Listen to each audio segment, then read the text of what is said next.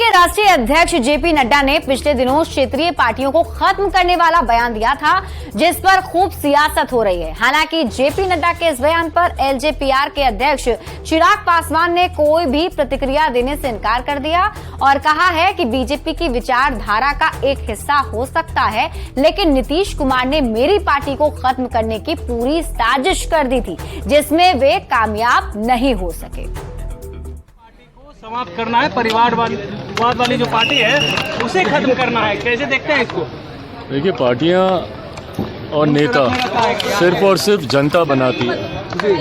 ये भारतीय जनता पार्टी की आइडियोलॉजी का एक हिस्सा रहा है, उस पर मैं कोई टिप्पणी नहीं करूंगा। पर अंतोगत्वा मुझे लगता है कि तमाम बातें जनता के हाथ में है। जनता किस राजनीतिक दल को देखना चाहती है।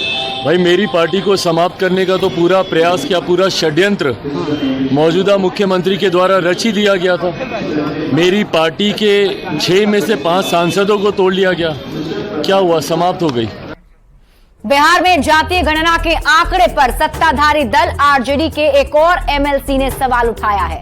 आरजेडी एमएलसी रामबली सिंह ने जातीय गणना की रिपोर्ट में घालमेल का आरोप लगा दिया और इसमें सुधार की मांग कर दी। रामबली सिंह ने कहा है कि इस रिपोर्ट को जल्दबाजी में पेश किया गया है।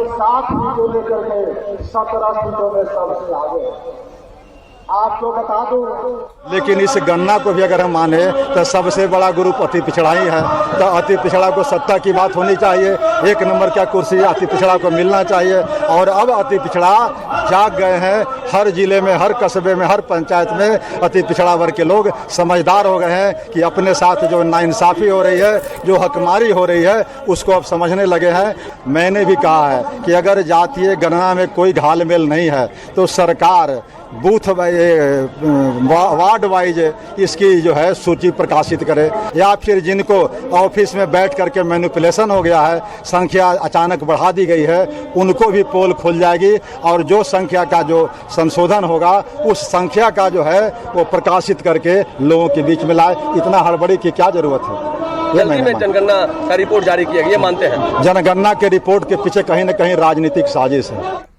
बीजेपी से नीतीश कुमार की नजदीकी की अटकलों पर जेडीयू के राष्ट्रीय अध्यक्ष ललन सिंह ने एक बार फिर साफ किया है कि नीतीश कुमार 7 जन्मों तक अब बीजेपी की तरफ देखेंगे भी नहीं। ललन सिंह ने बीजेपी को कानाफूसी पार्टी बताया। जी 7 जन्म में भारतीय जनता पार्टी की तरफ देखने के लायक भी पार्टी वो नहीं है जिसकी तरफ देखा जाए। वो पार्टी ऐसा है जिसके तरफ थूकने क्या है भारतीय जनता पार्टी का अस्तित्व जी। भारतीय जनता पार्टी ने देश की जनता से जो वादा किया, एक तो वादा पूरा किया है। कौन सा वादा पूरा किया? कौन सा वादा भारतीय जनता पार्टी की सरकार ने और नरेंद्र मोदी जी की सरकार ने पूरा किया है? न रोजगार के दिशा में, न महंगाई के नियंत्रण में, न गरीबों को 15 लाख रुपया देने में। तो अभी कन्फ्यूज का काम कर रहे हैं। केंद्रीय ग्रामीण विकास मंत्री गिरिराज सिंह ने एक बार फिर नीतीश कुमार पर निशाना साधा है। बेगूसराय में गिरिराज सिंह ने कहा है कि राज्य सरकार बिहार में 100 पशु अस्पताल बनाने की बात कर रही है, लेकिन हालात ये हैं कि गंभीर बीमारियों से कई मवेशी की मौत हो रही है, लेकिन उनके इलाज की कोई व्यवस्था नहीं है। ऐसे में मुख्यमंत्री अब किसानों को और बेवकूफ बना रहे हैं। सहित सभी डेयरी को, डॉक्टरों को उसके साथ जोड़ दें और उसमें नियम है एक कॉल सेंटर का।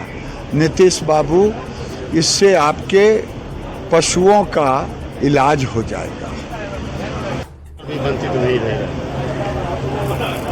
मैंने पंजाब के किसानों को तो गुमराह किया ही, अब देश के किसानों को गुमराह करके नेता